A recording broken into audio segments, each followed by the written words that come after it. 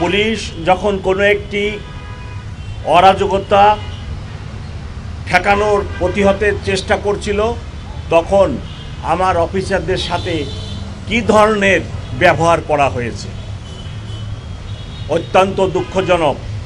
আমরা যিনারা এই ধরনের ব্যবহার আমার অফিসারদের সাথে রাজপথে রাস্তায় করেন, আমি তাদেরকে অনুরোধ করব আমার অফিসারদের সাথে আপনারা এহেন আচরণ করবেন না। আমরা আপনাদের সাথে রাস্তায় কোনো ক্লাসে কোনো সংঘাতে জড়িত হওয়ার জন্য নয়, আমরা আপনাদেরকে সেবা দিতে চাই। আপনারা যে কাজটি করতে চাচ্ছিলেন সেটি করলে সমাজে, ঢাকা শহরে, দেশে একটা অরাজকতাপূর্ণ পরিবেশের সৃষ্টি হবে। গণ অভ্যুত্থান হয়ে গেছে, সরকারের পরিবর্তন হয়েছে, এখন যদি এরূপ কার্যকলাপ করা হয় তাহলে একটি অস্থির সমাজ, অস্থিরতা দেখা দিবে। সেজন্যই আমরা সেটি রক্ষার জন্য আমার অফিসাররা নিয়োজিত ছিল। কিন্তু এরূপ ব্যবহার আমাদেরকে বড়ই মর্মাহত করেছে। আমরা এরূপ ব্যবহার কোনো শিক্ষিত বুঝবান মানুষের থেকে আশা করি না। আরেকটি বিষয়, গতকালকে রাত্রে আমার একজন অফিসারকে ককটেল মেরে যেভাবে আহত করা হয়েছে, আপনারা প্লিজ এই নিউজ প্রকাশ করেন। আমার নিরপরাধ অফিসার রাস্তা দিয়ে থানার সামনে ছিল, আপনি নিরপরাধ মানুষটিকে এইভাবে ককটেল মেরে আহত করলেন।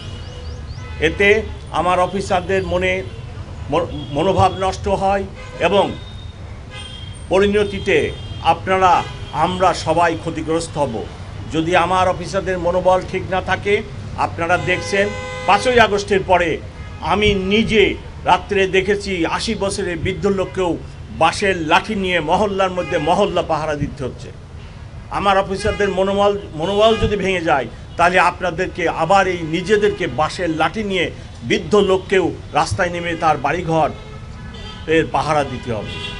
সো যারা এই ধরনের দুর্বৃত্তায়নের কাজ করতেছেন, ককটেল মেরে আমার লোকের মনোবল ভাঙার জন্য চেষ্টা করতেছেন, প্লিজ তাদের কাছে আমার অনুরোধ, আপনারা এইরূপ কাজটি করবেন না।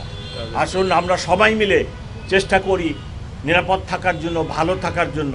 ঢাকা মেট্রোপলিটন পুলিশ অভ্যুত্থানের পরে অনেক ভঙ্গুর অবস্থায় ছিল।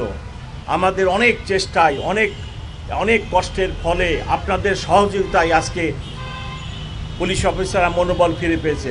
আর এই মনোবলকে ভাঙার চেষ্টা প্লিজ করবেন না, এটাই আপনাদের প্রতি আমার অনুরোধ। আপনারা দয়া করে এই মেসেজটা যারা এই ধরনের কাজে লিপ্ত তাদেরকে দিয়ে দিবেন। সকলকে অনেক ধন্যবাদ।